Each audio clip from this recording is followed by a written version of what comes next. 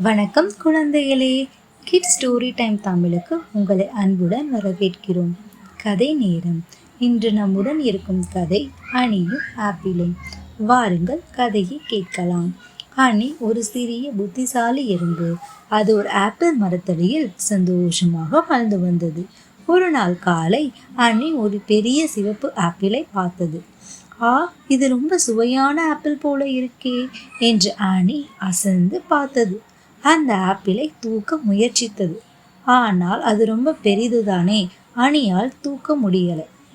அணி நண்பனான ஆன்டி எறும்பு ஓடி வந்தான். அவர்கள் இருவரும் இழுத்தாங்க, தள்ளினாங்க. ஆனால் ஆப்பிளை அசைக்கவே முடியலை. அப்போது ஒரு அழகான பறவையம்மா பறந்து வந்தார். என்னப்பா பசங்களா, உங்களுக்கு உதவி வேணுமா என்று கேட்டாள்.